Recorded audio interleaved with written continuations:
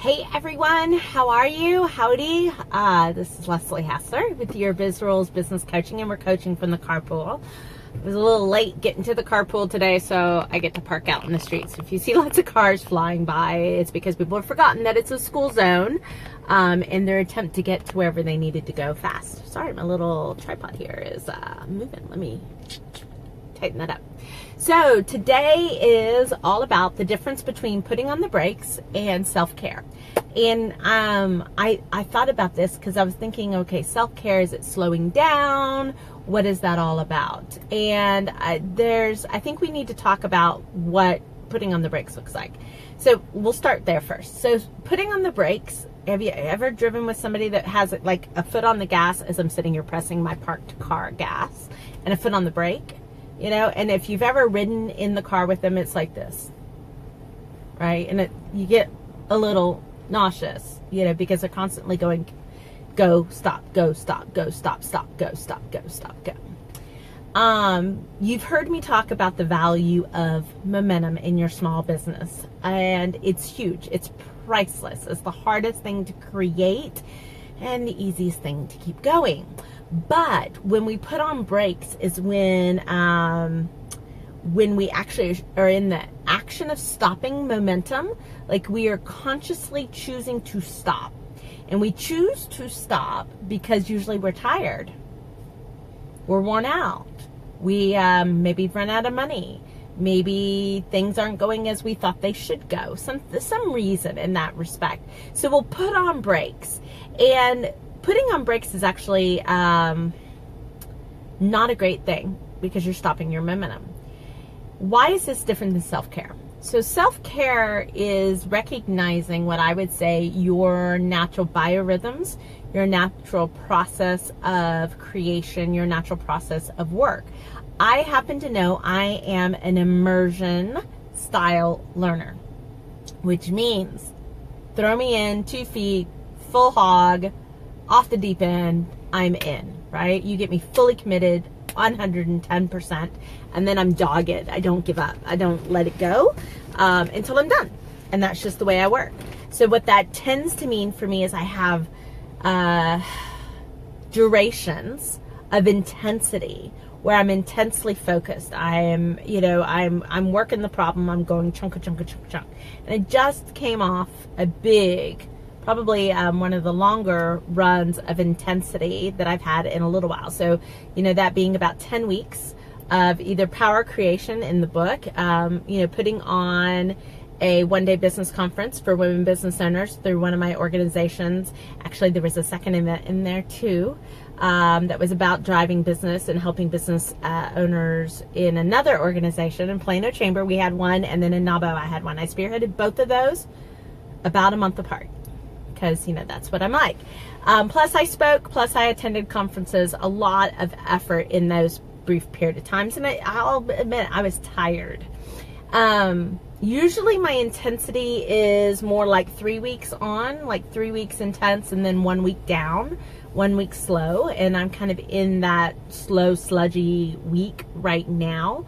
But I'm preparing to take a trip, so I'm looking forward ahead a month and really looking at what I can get driving, keep that momentum going. But at the same time, I'm practicing self-care for myself. So self-care is the recognition that I am not the Energizer Bunny, as much as I would like to think I am.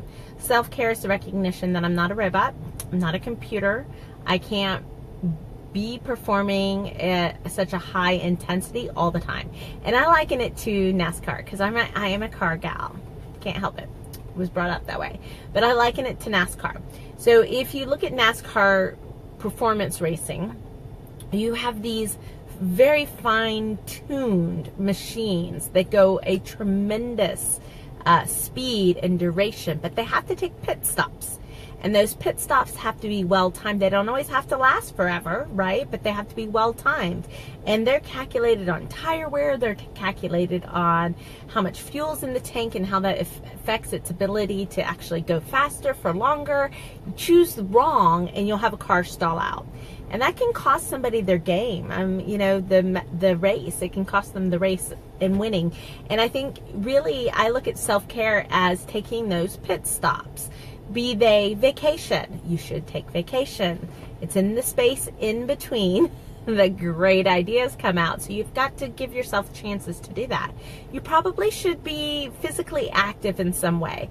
However that is. If you're not a working out person, great, groovy, no worries, right? If you're a walking person, great, groovy, whatever. I'm talking about just getting the blood moving, right? And getting out of the office. I was looking at today.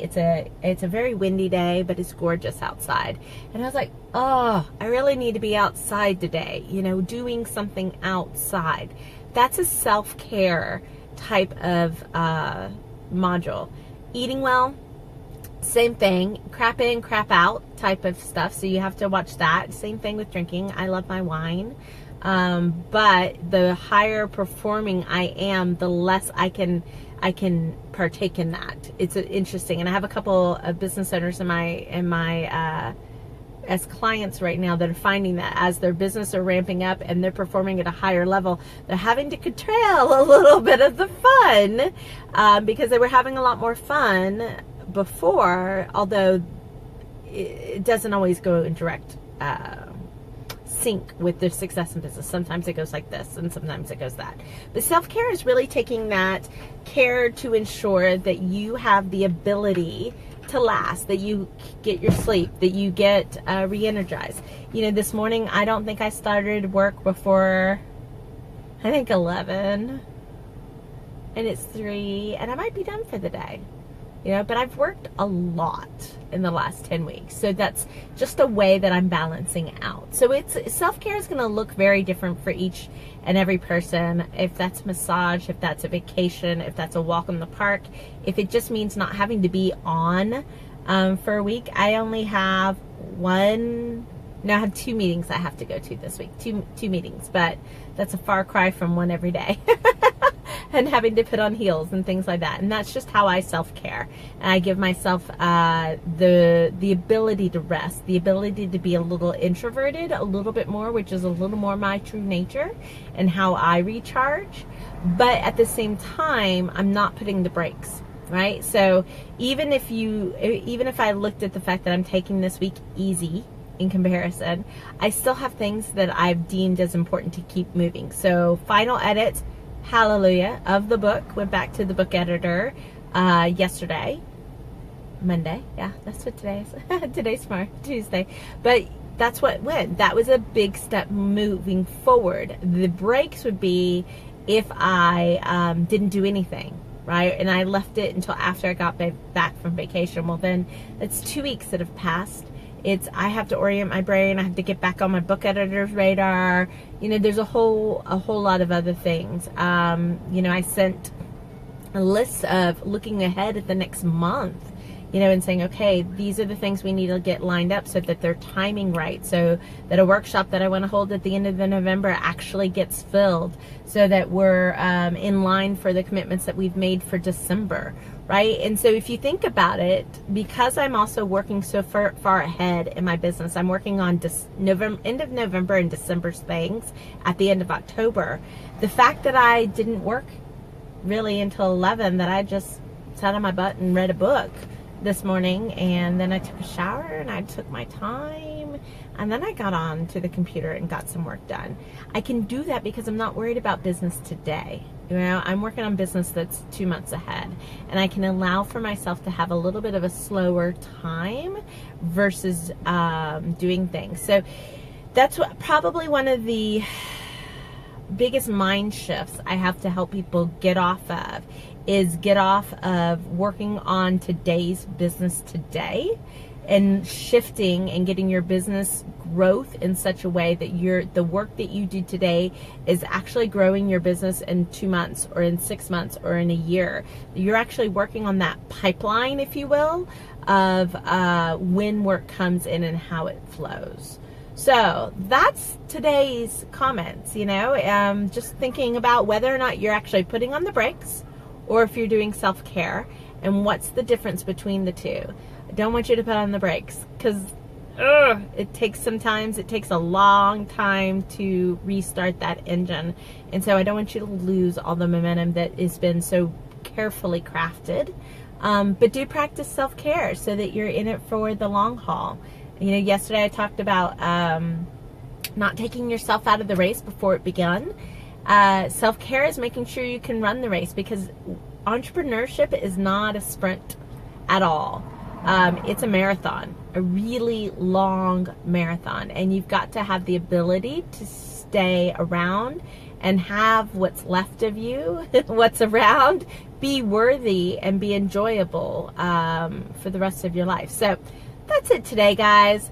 A little short today. That's okay, I hope. I, as always, encourage you, if this video touch something in your brain or in your heart, to share it with your friends, because chances are there's somebody else that needs to hear this message. If you have any questions or comments or a topic that you want me to chat about, well, then put it in the comments below. I do read every single one of those. Would love some suggestions on future episodes. It just keeps it fresh and fun for me as well. And as always, Monday through Friday, 2:30-ish here on Facebook. This is Leslie Hassler with Your Biz Rules Business Coaching, and we've been coaching from the carpool.